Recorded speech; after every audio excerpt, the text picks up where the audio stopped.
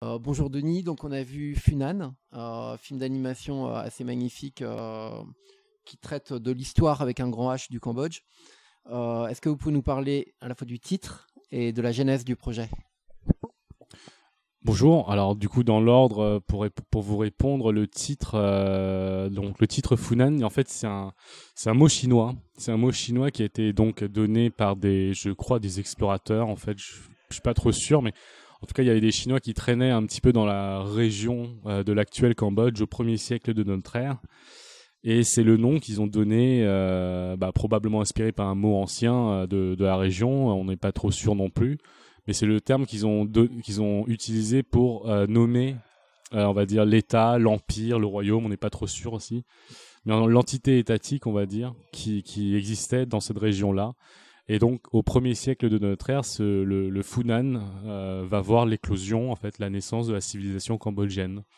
Et si j'ai choisi ce titre, en fait, c'est que voilà, c'était pour rapprocher le début de cette civilisation, de sa probable auto-extinction, qui est le sujet, le contenu du film en fait. Et voilà, tout ça, le début, la fin, sur les siècles, ça, je trouve que ça représentait assez bien la notion de résilience et de persistance de la vie. Voilà. Et donc sur la genèse du projet en lui-même? Et sur la genèse du projet, c'est assez long à expliquer parce que donc je pense que c'est un secret pour personne. Ce film, le récit de ce film c'est une fiction qui s'est inspirée en fait des témoignages que ma mère m'a, on va dire, offert depuis toujours, des histoires donc avec lesquelles j'ai grandi, j'ai évolué et puis voilà, tout ça suscitait beaucoup. Cette thématique en fait, notamment des Khmers rouges, ça m'intéressait de plus en plus durant ma jeunesse en fait, parce que simplement c'était une espèce de un point d'ancrage au niveau de toutes les réponses toutes les questions que je posais à propos de ma famille, tout ça, et puis par la suite en faisant des recherches. Au vu de l'ampleur en fait historique, l'impact que ça a eu sur les Cambodgiens réfugiés, les Cambodgiens du Cambodge, je veux dire au Cambodge actuellement, tout ça, ça m'a donné envie. Il y a un moment, il y a très longtemps, je me suis dit que faudrait qu'un jour que je travaille sur cette thématique-là, quoi, que je fasse quelque chose de cet héritage. Et puis voilà, comme je dessine, j'ai fait une école d'animation qui s'appelle Gobelin et j'ai rencontré des gens, des camarades avec qui on a fait notre court-métrage étudiant. Et puis moi j'ai beaucoup appris voilà, durant nos échanges, tout ça. Et puis avec l'un d'eux, j'avais noué une discussion, je lui racontais un petit peu voilà, ce que ma mère avait vécu. Et voilà, il y a eu un déclic qui m'a juste dit faudrait que tu le fasses en film, ça a l'air intéressant, tout ça. Voilà, le déclic est vraiment apparu à ce moment-là, quoi. Et donc, de fil en aiguille, je me suis posé devant ma mère. Je lui ai redemandé, je lui ai reposé énormément de questions pour essayer de tout reconstruire. On est retourné au Cambodge, on a retracé son parcours, tout ça.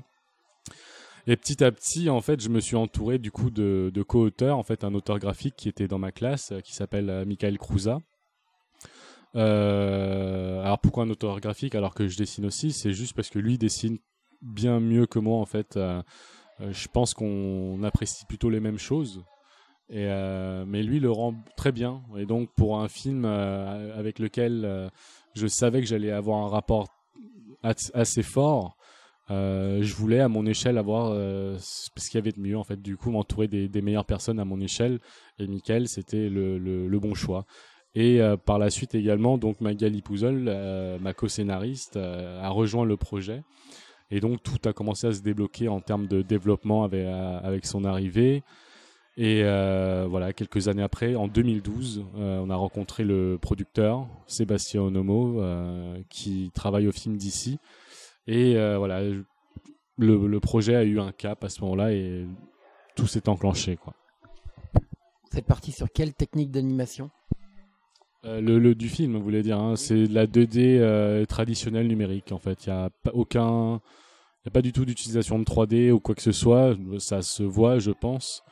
Et voilà, enfin, juste du dessin. Donc vous étiez réalisateur, mais du coup vous avez participé, je suppose, aussi au dessin et à l'animation. Comment vous définiriez votre rôle sur ce projet? Bah, juste réalisateur en fait. Oui, il a fallu mettre les mains à la pâte par moment parce que c'est un projet qui, en fait, j'avais pas ce luxe de ne, je sais pas si ça existe d'ailleurs ce luxe-là de se positionner un pas à côté, regarder tout le monde travailler. Je sais pas si ça existe dans ce métier-là, mais ce que je crois savoir, c'est quand même que dans le cadre de la production de Funan, en termes de conditions, c'est assez compliqué. On était vraiment éparpillés dans 6 studios différents, dans 4 pays. Et voilà, il s'agissait à ce stade-là, il s'agissait même pas que de faire de la supervision en fait, parce que il y avait des choses, par exemple, à corriger, des choses à fabriquer même.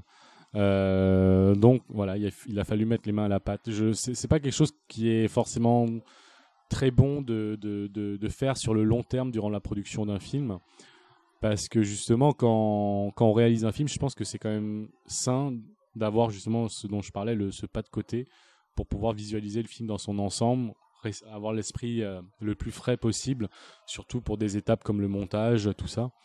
Et malheureusement, quand on met les mains à la pâte, ben on perd de ce recul-là en fait, et c'est ce qui s'est passé dans mon cas.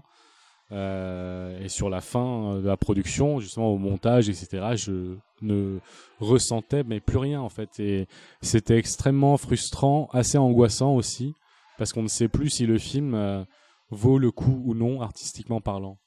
Voilà. Et donc voilà. Enfin.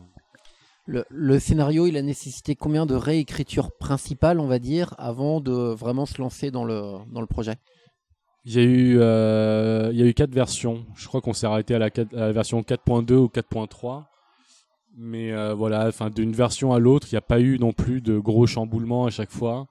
Moi, j'étais arrivé en fait quand j'ai rencontré Magali, j'avais rédigé en fait un espèce de traitement, mais qui avait une approche très. C'était pas vraiment un traitement non plus, c'était surtout un listing chronologique des événements que je voulais, que j'envisageais d'utiliser dans le film. Et je savais que tout n'allait pas rester et que tout pouvait aussi être remanipulé. Voilà, mais c'était cette espèce de traitement, du coup, entre guillemets, c'était le fruit en fait de 2-3 ans de réappropriation de tous ces témoignages. Et donc, quand Magali est arrivée, en fait, très rapidement, en fait, ce qu'elle m'a dit, c'est que je devais faire attention justement à pas garder trop de rapports personnels avec tous ces événements-là pris individuellement, parce qu'on allait devoir retravailler. Moi, j'avais aucun souci avec ça, parce que dans ma tête, le but n'était pas de retranscrire littéralement le parcours de ma mère, c'était aussi et surtout de construire une histoire à partir de tout ça. Construire une histoire parce que voilà, moi j'avais des envies assez spécifiques en termes de thématique, en termes de cinématographie, et il fallait que je puisse le mettre en place dans un scénario, voilà. Et donc Magali, elle a apporté son savoir-faire, sa sensibilité, elle est très forte en fait, par exemple typiquement pour travailler l'arc des personnages, tout ça. Et donc on a mis tout ça en place, on a établi une première version très rapidement, et de cette première version, voilà, les versions supplémentaires qui en découleront ne changeront pas en fait énormément. Ensuite, il y a une autre étape d'écriture qui ne se fait pas avec du texte. C'est le storyboard en fait. Le storyboard où en fait on passe le texte à l'image. C'est une étape d'écriture. Pourquoi ? Parce c'est une étape qui permet encore de redéfinir les choses. On peut décider, par exemple, de changer tel ou tel événement, d'en enlever, par souci de rythme, pour diverses raisons cinématographiques. Et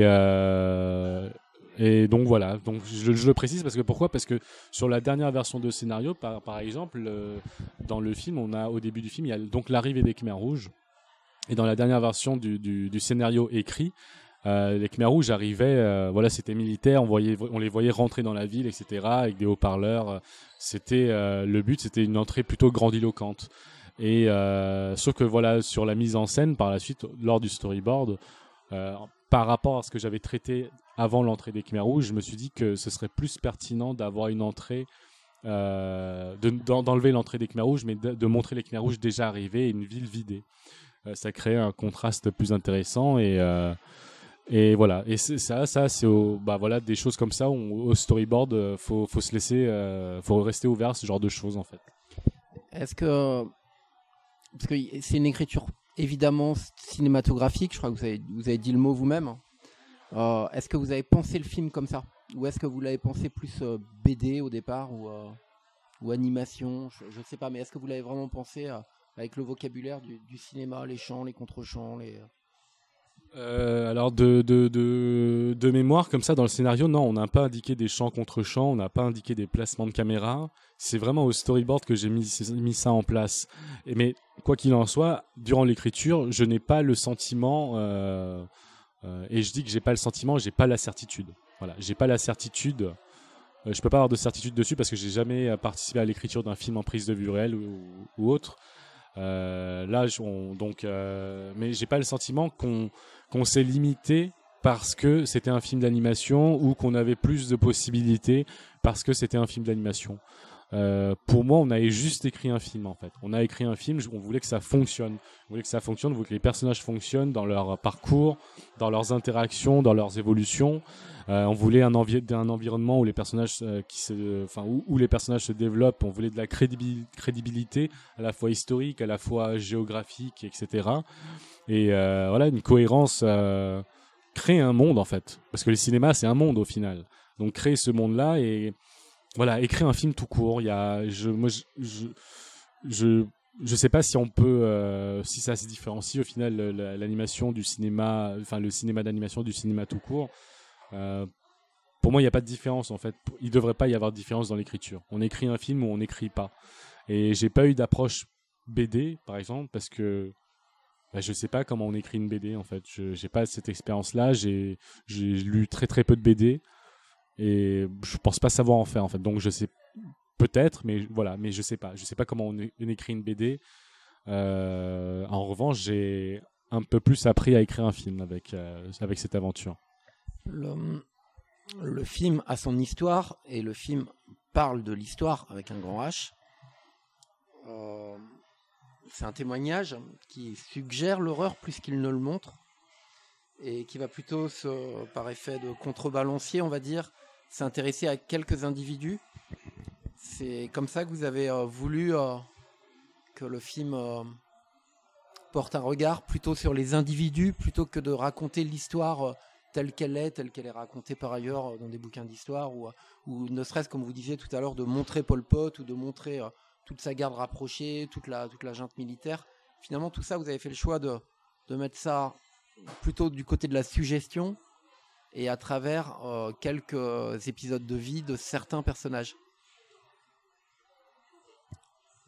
C'est déjà dans un premier temps parce que la structure du film est imprégnée, on va dire, la structure du film elle est identique à la structure historique de ce qui s'est passé. C'est-à-dire que dans le film en fait, on suit le parcours d'une personne qui a été expulsée de Phnom Penh. Et voilà, pour avoir donc bien digéré tout ce que me disait ma mère, pour avoir lu quand même pas mal de bouquins sur des survivants, des immigrés du coup, qui ont immigré vers d'autres pays et qui ont été expulsés de Phnom Penh, cette structure-là revient constamment. C'est-à-dire il y a l'expulsion le 17 avril 1975, l'arrivée dans un premier camp, une déportation qui survient quelques mois, quelques années après, vers un autre camp, et ensuite l'arrivée des Vietnamiens, des soldats vietnamiens, et puis la grosse débandade. En fait, parfois on décide de s'enfuir vers la Thaïlande ou autre, etc. Donc cette structure-là, elle revient constamment. Et je voulais absolument suivre ça. Mon but, c'était pas de renouveler la structure de ce type de récit. Ce que je voulais en revanche, c'était qu'on puisse justement vraiment poser plein de personnages et que du coup ces personnages-là participent à l'évolution des uns des autres en fait, parce que c'est un peu comme ça dans la vie en fait, on évolue grâce au contact d'autres personnes et voilà, vraiment que le film suinte d'humanité dans tous les rapports, dans tous les personnages, qu'on apprenne qu'un personnage en fait au début par exemple qu'on puisse se dire ce personnage-là c'est quelqu'un c'est pas très net, etc. Et puis voilà, il y a un reveal sur son parcours et on se rend compte qu'on l'a jugé un peu trop vite, etc. Et parce que justement dans ces contextes-là où l'humanité est tiraillée, je trouve que c'est vraiment propice pour développer ce genre de caractère, de parcours. Et l'espèce de suggestion que j'ai voulu très tôt mettre en place vis-à-vis de la violence, c'est que je pense que les gens auraient pu attendre le film sur ça. Je pense que des gens attendaient le film par rapport à la manière dont cette violence-là allait être traitée frontalement, est-ce qu'on allait la montrer, etc. Et ben, cette démonstration-là, je voulais pas l'offrir aux gens.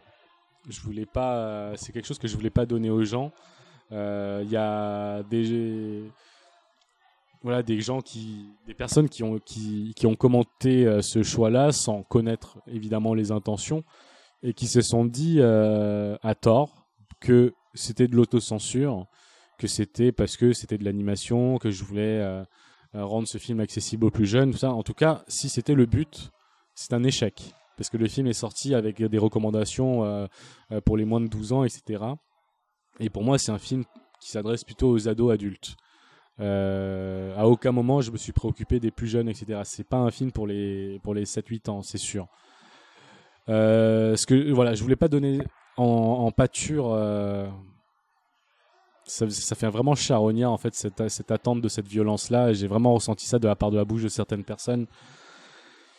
Mais comment dire, la créativité Khmer Rouge en termes d'atrocité, elle sonne extrêmement exotique pour les gens qui ne connaissent pas. Et je le dis en connaissant la chose, parce que quand j'ai découvert tout ça étant plus jeune, justement, moi, ça me sortait temporairement du texte, parce que ces petits passages très descriptifs sur comment les Khmer Rouges faisaient ceci à telle ou telle personne, etc., ça avait un côté vraiment racoleur au final. Et donc ça m'extrayait temporairement du récit avant, et j'avais besoin de temps pour digérer ça, pour reprendre. Et ça restait dans ma tête. Et si j'avais fait la même chose, c'est-à-dire en montrant des scènes de violence vraiment frontales, de l'effusion de sang, et surtout cette créativité Khmer Rouge, cette créativité qui est complètement exotique pour quelqu'un qui... Moi, je suis né à Paris, donc quand j'ai appris ce genre de choses, je savais pas que les humains pouvaient faire ça. Ça aurait fait... Le film fini, les gens seraient sortis et auraient discuté de tout ça, auraient discuté de certaines scènes chocs. Plutôt que de penser le film dans sa globalité, plutôt que de penser les personnages et tout leur parcours, tout ce qu'ils ont vécu en fait dans leur globalité. Et donc voilà, moi j'étais loin de vouloir un film impressionnant. Et très souvent on est dans ce cadre-là. Quand on fait un film d'animation, on a besoin que ça soit impressionnant. On a besoin de faire entre guillemets du racolage, soit que ce soit impressionnant techniquement avec une prouesse technique en animation. Ou des paysages flamboyants, etc. Moi, je voulais qu'on reste assez sobre au final. Et c'était certainement pas cette violence qui allait ponctuer le film pour le rendre justement flamboyant et attractif. Et pour autant, est-ce que le film il a un propos politique ou pas ? Alors, je pense que chacun peut y voir ce qu'il veut. Quel serait le propos politique ? Je ne vais pas pouvoir vous l'inventer là parce que de prime abord, quand j'ai abordé ce film-là, il n'y avait pas du tout de dimension engagée.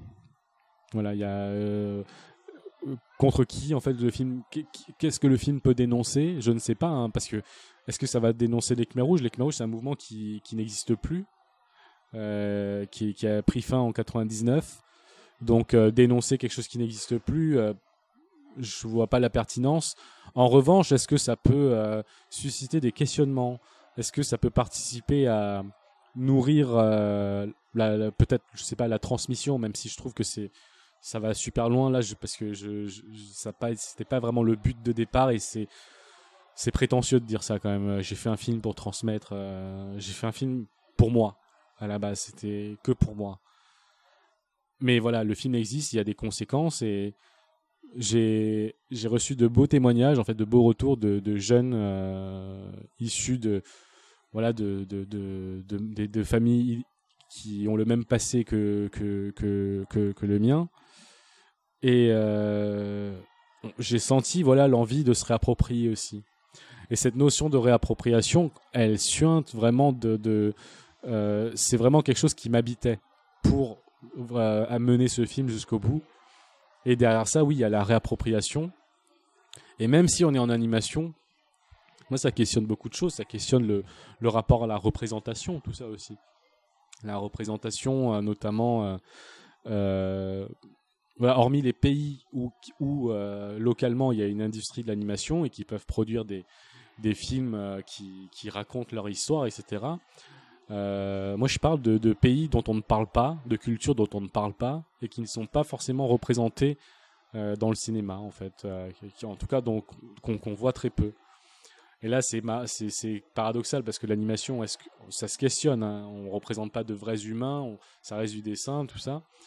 Mais voilà, derrière, moi, ça me questionne aussi sur ça. C'est des questions que je me pose, la manière dont on se représente les gens d'autres pays, en fait.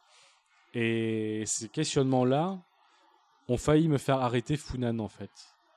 Parce que en cours de production, je me suis dit, ce film va participer probablement à nourrir une espèce d'image cliché qui, moi, m'emmerde vraiment, et nourrir du coup le misérabilisme.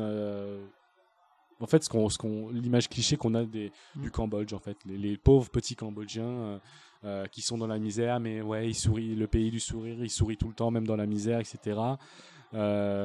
Et ça se retrouve en fait dans tout ce que je vois sur le Cambodge. Dès qu'on parle du Cambodge, on fait des reportages sur, j'en sais rien, le milieu de la nuit, etc. Pof, à un moment, le journaliste se sent obligé de rappeler que le Cambodge, c'est un pays meurtri par une guerre par les Khmers rouges il y a 40 ans. Et c'est pourtant pas ce qu'on fait nous en France. On traite d'un sujet, il n'y a pas de journaliste qui, pendant le sujet traité, se met à dire oui, il y a 50 ans, 60 ans, l'occupation, etc. Voilà, donc le Cambodge ne se définit pas que par les Khmers rouges. Et voilà, moi, en prenant vraiment en compte cette notion-là, j'ai failli arrêter Funan, en fait. Finalement, j'ai continué. Parce qu'on n'arrête pas un film comme ça, il y avait une centaine d'artistes impliqués. Moi, ça me travaillait beaucoup. Et ça continue à me travailler. Est-ce que vous avez encore via votre mère, des racines ou des connexions fortes avec le Cambodge que vous auriez réexploré du coup comme matériau pour ce film? Est-ce que j'ai exploité... Dit autrement, est-ce que vous êtes allé beaucoup au Cambodge pour écrire le scénario et rencontrer des gens qui ont traversé cette période, parce que c'était il y a 40 ans, donc il y a quand même une mémoire qui existe encore. J'y suis allé 2 fois dans le cadre de recherche sur le film.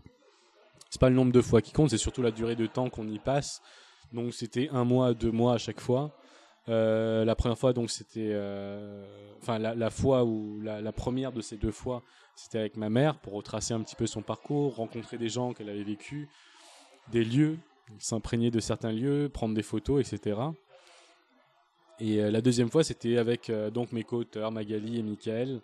Là, c'était dans un cadre un peu plus pour que eux aussi s'imprègnent de tout ça. Puis on a rencontré des gens, on a organisé des excursions à la campagne avec des locaux, on a discuté avec pas mal de gens, des gens nous ont livré leurs témoignages à eux, et en fait, j'ai pas trouvé ça si compliqué que ça de parler avec les gens finalement. Je pense que la grande difficulté d'aborder ce sujet, ce passé, c'est d'en parler au grand jour, en fait, devant une caméra, tout ça, devant plein de gens, mais dans un cadre intime, en tête à tête, les gens arrivent à en parler, j'ai l'impression.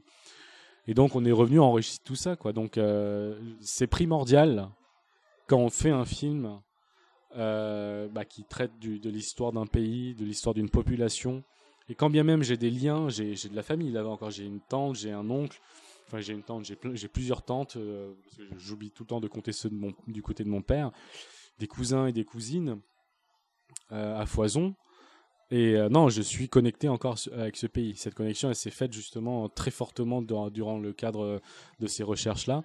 Mais quand on traite d'un pays, en l'occurrence, moi je suis un touriste quand je vais au Cambodge, quand on traite d'un pays avec lequel on n'a pas de lien assez fort, qu'on n'a pas vécu là-bas, il faut y aller. C'est le minimum. C'est le minimum pour éviter tout écueil et surtout une vision peut-être occidentalisée, pour ne pas dire colonialiste d'un sujet. Et le colonialisme dans ce sujet-là, il aurait pu être très prégnant en fait. J'aurais pu, par exemple, avec le regard de l'histoire, tout ce recul-là, traiter le film justement de manière très manichéenne. Les Khmers rouges, ce sont les méchants, on va les traiter uniquement comme ça, etc. Et du coup, porter un jugement très extérieur, avec beaucoup de recul, très facile. C'est pas ce qu'on a choisi de faire, c'est pas ce que je voulais. Je voulais qu'on même mettre en avant deux personnages au moins Khmer rouges pour qu'on sente en fait que même chez ces bourreaux, il y a de l'humanité qui transpire en fait. C'est pas aussi simple que ça. Voilà, l'humain est naturellement complexe, l'humain est pluriel, donc il y avait plein de possibilités. On a voulu explorer le plus de choses possibles à notre échelle. Voilà. Et donc, comment vous avez construit vos personnages, j'ai presque envie de dire vos figures elles sont arrivées les unes après les autres, ou vous les aviez déjà en tête? Non, il y avait une base justement de personnages issus donc des témoignages.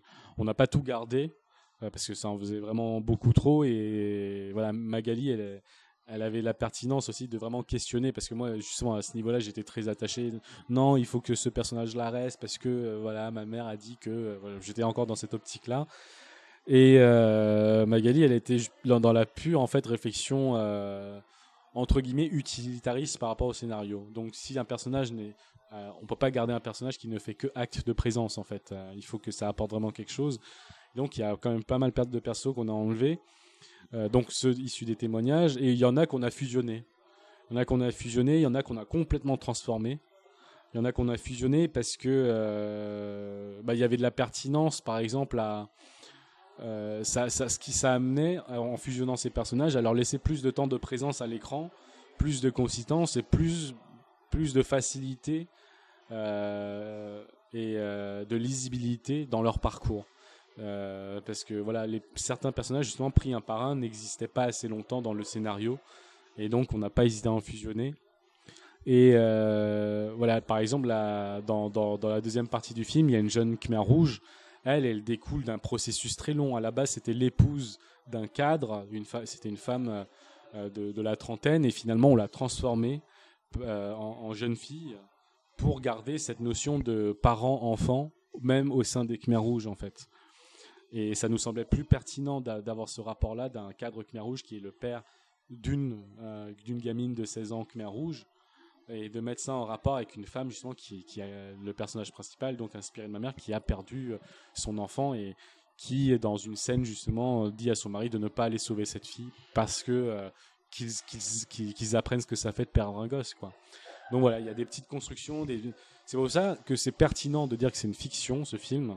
C'était le but, inspiré de faits réels, voilà. Un élément important aussi du scénario, c'est le temps qui passe, la manière de traiter ce temps et assurer la fluidité du récit, travailler les transitions, mais aussi les ellipses. Comment vous les avez pensés, ces éléments? Alors,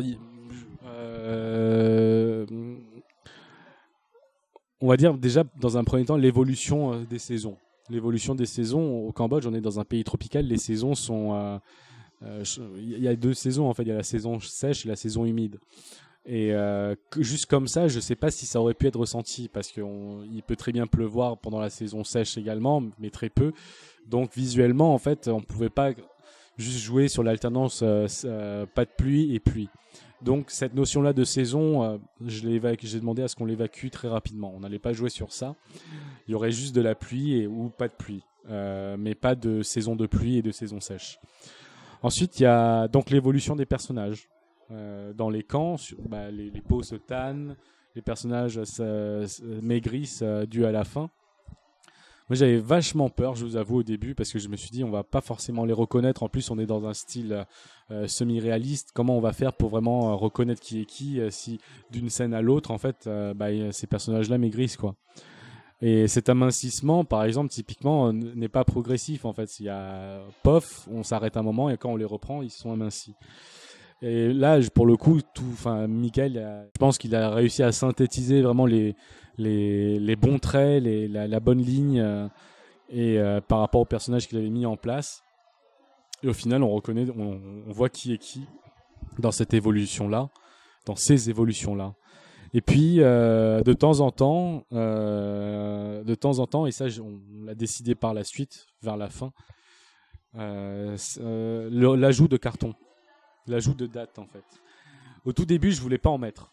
Je voulais pas en mettre parce que je me suis dit, en fait, de prime abord, comme ça, si moi on me plonge dans le régime Khmer Rouge, au bout d'un moment, je vois plus le temps qui passe. Je sais plus où je suis perdu à la fois dans l'espace et dans le temps. Alors, le but initial du film, évidemment, c'est de plonger les gens, le spectateur, les spectatrices, dans ce contexte-là. Mais, à force de trop le faire, en fait, on peut perdre en empathie pour les personnages aussi parce qu'on déconnecte aussi les personnages de la difficulté du temps. La difficulté du temps, c'est combien de temps, en fait, ils restent dans ces camps-là, combien de temps ils endurent ça. Et l'information du temps permet aux personnages de s'imaginer, en fait, la dimension temporelle, justement, de tout ce temps passé dans les camps, simplement. Et donc, et puis, il y avait... moi, le distributeur me demandait de rajouter ces cartons. J'étais très réticent, donc. Et puis, j'ai vu le film. D'abord, ils ont tué mon père d'Angelina Jolie. Et justement, je me suis aperçu que ce que je trouvais très perturbant dans ce film, c'était l'absence de carton expliquant l'évolution du temps. Et à la fin du film, je me suis dit, et comme les personnages n'évoluent pas, la jeune fille ne grandit pas, etc., je me suis dit, mais en fait, ça aurait pu se passer en 3 semaines, comme 3 mois, comme 3 ans. J'ai pas du tout senti le temps, quoi. Et j'ai répondu positivement au distributeur et j'ai décidé de rajouter des cartons. Et ces cartons-là, évidemment, et ça rejoint en fait tout à l'heure ce que vous disiez sur la partie film inscrit dans l'histoire avec un grand H. Je mesure ça quand même parce que ce film, je le considère pas comme un cours d'histoire. Parce qu'on délivre au final très peu d'informations sur d'où viennent les Khmers rouges, les dates clés de la création de ce mouvement, leur chute, etc., etc. En revanche, en fait, les seules informations de date qu'il y a dans le film sont donc la date clé du 17 avril et quelques dates qui ponctuent vraiment le début de voilà, ils arrivent dans les camps, comment ça se passe. Bien plus tard, une date qui est en plein dans le pendant où ils sont dans les camps. Je crois qu'on est aux alentours de janvier 77. Voilà, on se dit tiens, putain, merde, ça fait 2 ans qu'il a passé. En fait, voilà, c'est juste un rappel au spectateur. Et un peu plus loin, vraiment plus loin, août 78. Et là, les néophytes ne savent pas que les Khmers rouges que le régime va bientôt se faire attaquer par les Vietnamiens. Mais ceux qui savent le savent du coup. Ceux qui savent le savent. Qu'est-ce que je raconte? Et voilà, juste des informations pour montrer sur combien d'années ça s'étale, etc. Mais ce ne sont pas des dates qui permettent de donner plus d'informations que ça sur la dimension historique, quoi. C'est des dates accolées au personnage, voilà. Pas au régime Khmer Rouge. Est-ce que je dis une bêtise en disant que la lumière aussi a participé beaucoup à cette façon de noyer le temps, de montrer justement que le temps n'est plus, qu'on ne compte plus, comme vous le disiez. Et donc du coup que les levers de soleil et les couchers de soleil du coup sont structurants. Alors pour moi ils sont plus que structurants, ils sont marquants parce que les levers de soleil pour moi c'est iconique du Cambodge. Parce que le Cambodge c'est un pays très plat et le ciel est immense. Je m'y plais beaucoup en fait. C'est pour ça que voilà, je suis toujours très très marqué par les couchers de soleil et les levers de soleil. C'est un petit peu des plans qui font un peu carte postale, je l'avoue. Mais voilà, c'est toujours de temps en temps on utilise ce genre de plan-là un peu pour marquer des notions de début, de fin, et en ça amène de la structuration en fait. Alors évidemment, prosaïquement, ça veut dire la fin d'une journée, le début d'une journée, mais symboliquement, c'est la fin d'une époque, le début d'une autre. Et voilà, c'est en ce sens-là que ça a été aussi amené. Quelques mots sur les décors, que ce soit le Phnom Penh reconstruit au départ, ou la jungle peut-être un peu moins, on l'a pas forcément vu la jungle, et en tout cas les rizières au niveau des camps. Comment vous les avez imaginées? Alors il y a le Phnom Penh des années 60, ça n'a pas été forcément évident parce que la plupart des photos qu'on avait étaient en noir et blanc. Mais moi il y a divers éléments sur lesquels on a décidé j'ai voulu qu'on cadre pour marquer des choses en fait. Et je pense qu'il faut connaître le Cambodge pour comprendre de quoi ça parle. Il il y a un moment, il y a un cinéma qui s'appelle le cinéma Phnom Penh. C'était le cinéma d'un grand-père, du grand-père d'un ami qui s'appelle Devi Chou, qui est réalisateur de cinéma, donc franco-cambodgien. Et voilà, il me semble je me rappelle plus trop, mais voilà, il en parlait pas trop dans son documentaire qui s'appelle Le Sommeil d'or, qui traite du cinéma, de l'âge d'or du cinéma cambodgien avant l'arrivée des Khmers rouges. Mais quoi qu'il en soit, c'était un hommage à son grand-père déjà, et un hommage au à ce travail-là sur le cinéma cambodgien, parce que ce cinéma qui est perdu, qui est en train petit à petit de se restaurer. Mais voilà, c'était un petit clin d'œil à ça. Et puis on a une façade de bâtiment qui défile. Ce bâtiment-là, c'est le White Building. C'est un bâtiment chargé d'histoire qui a été bâti dans les années 60. C'est devenu un squat par la suite. Et qui est assez emblématique quand même de l'architecture cambodgienne en fait, d'avant-guerre. Et ce bâtiment, donc chargé d'histoire, a été rasé l'année dernière. Et il y a un réalisateur cambodgien qui s'appelle Kavik Ning qui a fait un documentaire dessus avant que ça se soit détruit. Et justement, je voulais un clin d'œil aussi à ce bâtiment-là, quelque part l'immortaliser avant qu'il n'y ait plus rien. Donc voilà, ce Phnom Penh, voilà, il est un poil fantasmé, hein, parce que c'est la notion du paradis perdu. Je voulais que ça soit très très coloré, très très voilà, vivant, et que ça contraste avec justement l'arrivée des Khmers rouges, ce vide créé par la suite. Et donc sur la nature, donc tout ça, ça découle aussi de voyages qu'on a fait. Même si la jungle, on s'est quand même permis de la rendre foisonnante par endroits et au final accessible, parce que je sais pas si on regarde assez bien au final ou pas, mais il y a quand même des endroits qui font un petit peu chemin où les personnages peuvent quand même marcher. Une jungle sauvage, c'est pas comme ça. Mais voilà, c'était aussi pour donner un sens de lecture et une direction pour que les personnages puissent qu'on sente en fait ce que le chemin emprunté par les personnages là dans le film. Et donc ces jungles en fait, moi par exemple typiquement en termes de son sur les sons de jungle, il nous a été impossible d'aller faire enregistrer les sons des jungles localement. Et ça aurait été super bien parce que ça nous aurait permis de prendre toute la dimension en fait, toute la profondeur de la vie dans ces jungles. C'était pas possible parce que il y avait beaucoup de bruits parasites. Il aurait fallu bloquer presque toute une région, et donc on a essayé de reconstituer comme on pouvait en studio. Mais voilà, cette jungle, cette nature, donc je l'ai voulu vivante en fait dans le film. Je voulais qu'elle puisse vivre, qu'on soit un petit peu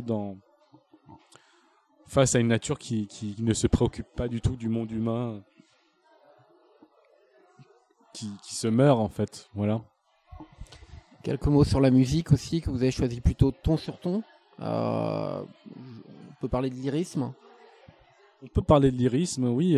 Alors moi, dans un premier temps, je ne voulais absolument pas d'une musique qui fasse folklore. Parce que peut-être que si j'avais fait ce choix-là, ce film aurait été trop identifié ethniquement, et ce n'était absolument pas le but. Et d'ailleurs, ça questionne le choix de l'animation. Moi, par la suite, je me suis rendu compte que l'animation abattait les frontières, en fait, parce que finalement, quand on se retrouve face à ce film, on voit des humains, on voit pas de prime abord des Cambodgiens. Et je pense que si la musique avait renvoyé vers des touches, des tons folkloriques, ça nous aurait enfermés dans seulement le Cambodge en fait. Et donc voilà, je voulais des instruments largement écoutés, pour ne pas dire on peut dire mainstream, hein. J'avais écrit les histoires de 6 chansons. Je suis pas musicien, donc j'ai dit à mon compositeur Thibaut Aguieman, je lui ai demandé de composer 6 morceaux, et sur ces 6 morceaux là, sur ces 6 thèmes, je voulais que chacun puisse raconter une histoire, et j'avais écrit les histoires. Et il y avait le thème de la mère, le thème du père, de l'enfance, 2 autres titres, Désespoir et Espoir, et un autre c'était la Marche rouge, le thème des Khmers rouges en fait. Et de ces 6 morceaux vont découler donc toutes les musiques du film, qui sont réadaptées, parfois 2 morceaux, 2 thèmes assemblés ensemble, qui vont former par exemple la musique de fin. La musique de la dernière scène en fait, et puis voilà, je voulais que la musique dirige l'émotion en fait. L'imagerie dans le film, ce qu'on montre, ce sont des choses très factuelles en fait. C'est très factuel, c'est informatif, on est dans la suggestion, dans voilà, quelquefois la démonstration. Et l'émotion, du coup, c'est quelque chose qui est impalpable. Je ne sais pas si on représente l'émotion. Je ne sais pas si, par exemple, en montrant un personnage triste, on ne fait pas forcément passer sa tristesse. Pour faire passer la tristesse d'un personnage, il faut toute une construction en amont, d'ambiance, de scènes qui se succèdent pour montrer comment on en est arrivé là. Et puis la musique vient conclure cela et donc diriger cette émotion-là, cadrer et peut-être aiguiser un petit peu tout ça, quoi. Est-ce que d'une manière générale, vous aviez des références, voire des contre-références cinématographiques ou autres? Il y a justement tout à l'heure quand je parlais de la phase quand j'étais à Gobelin, j'étais entouré de camarades sur notre film de fin d'études qui s'appelle Le Ruban, qui m'ont beaucoup appris. Il y a un de mes camarades justement qui nous a montré plein de films chinois, et dans un de ces films qui s'appelle Vivre avec un point d'exclamation de Zhang Yimou. C'est un film que j'avais vu plus jeune, qui m'avait beaucoup marqué, mais j'avais pas retenu le titre et du coup j'avais pas pu le revoir. Et lui, en l'amenant, je l'ai rematé. Et voilà, et il s'est passé quelque chose en fait, ça nous a donc beaucoup inspiré pour le film de fin d'études, mais ça m'inspirera aussi pour Funan, bizarrement, parce que, non pas bizarrement du tout d'ailleurs, parce que quelque part, en termes de ton, en termes de narration, ça a été presque un modèle, dans le sens où la structure du film, en fait, le récit de ce film parle d'une famille donc en Chine qui traverse la révolution culturelle, etc. Et on reste perpétuellement en fait dans cette dimension intimiste au sein de cette famille. Et il se passe des choses assez grandes, qui dépassent l'humain en fait, qui dépassent l'individu. Il se passe tout ce genre de choses autour d'eux. Et eux, ils continuent à vivre en fait. Ils continuent à vivre. Et du coup, ce que je voulais en fait traiter dans ce film, en termes de thématique, et tout à l'heure j'en parlais dans le titre, il y a le pitch du film, une mère qui essaie de retrouver son fils, mais je pense que vraiment, véritablement, en termes de cinématographie et de thématique, ce que je voulais aborder, c'était la notion de persistance de la vie dans son insignifiance, en fait. Il y a plein de plans dans le film qui renvoient à ça. Cette espèce de fragilité, mais cette continuation, en fait. Cette force pour continuer.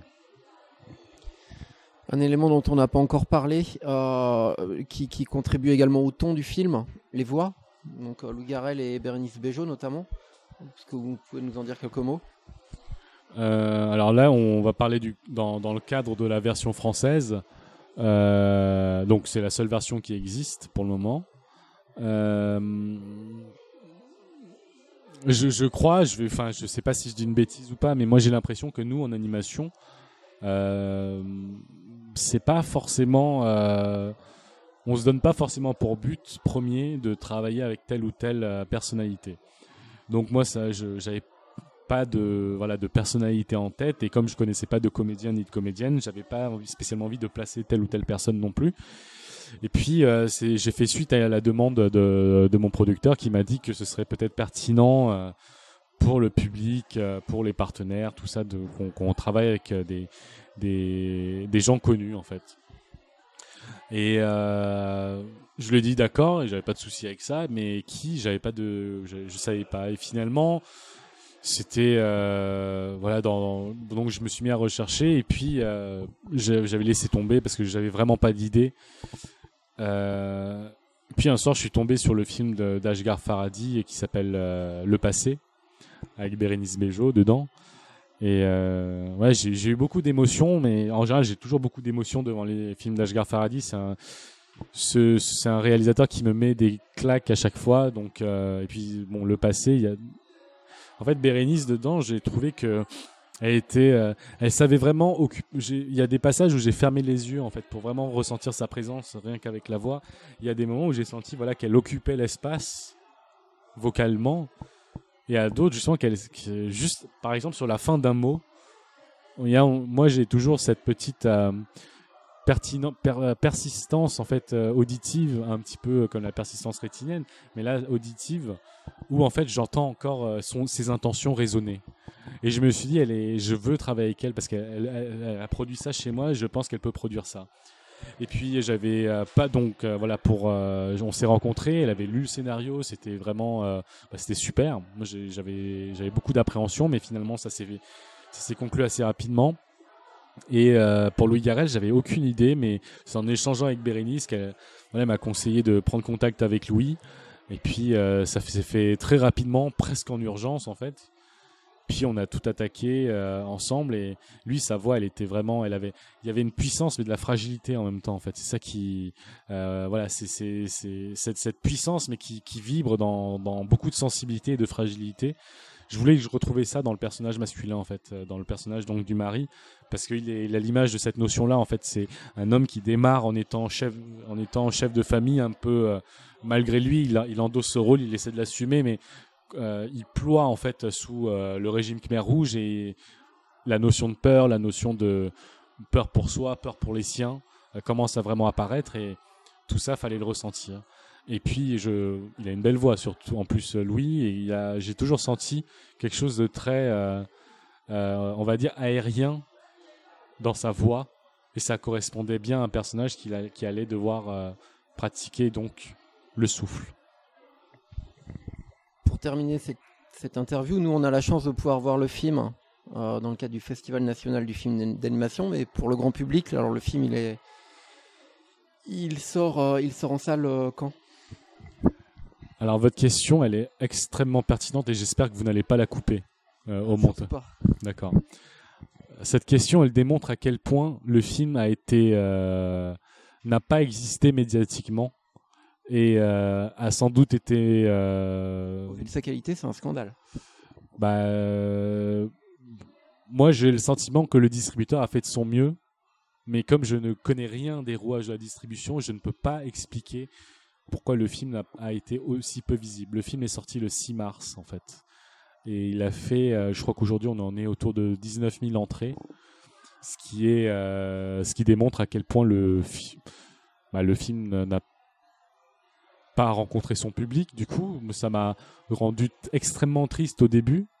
Mais aujourd'hui, je relativise, je me dis, tant pis. Il n'y a pas que le marché français. Non, il n'y a pas que.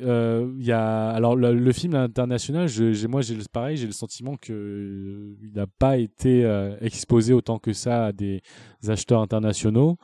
Il va sortir aux États-Unis, mais voilà, en Allemagne, en Autriche, en Espagne, mais il y a d'autres pays européens qui auraient peut-être pu le prendre. Je ne sais pas pourquoi, par exemple, peut-être que les Japonais s'y intéressent pas, je ne sais pas, mais en Asie, il n'y a que la Corée du Sud qui a pris le film, et le Cambodge, parce qu'ils étaient impliqués. Donc c'est peut-être que le sujet ne plaît pas, peut-être que le film, les gens estiment qu'il est trop dur à travailler, mais voilà, c'est encore ça fait encore partie de ces films d'animation qui font un peu coup d'épée dans l'eau, quoi. Dans le sens où l'animation, ça coûte très cher, et en fait, il faudrait peut-être un jour se dire que il faut pas calibrer la communication, le marketing d'un film sur son potentiel, le nombre potentiel de spectateurs, mais il faut échelonner et calibrer le budget marketing sur le budget du film. Peut-être que c'est déjà le cas, mais là je balance ça comme ça, mais j'en sais rien en vrai. Parce que plus un film coûte cher, plus normalement il faut que les gens aillent le voir.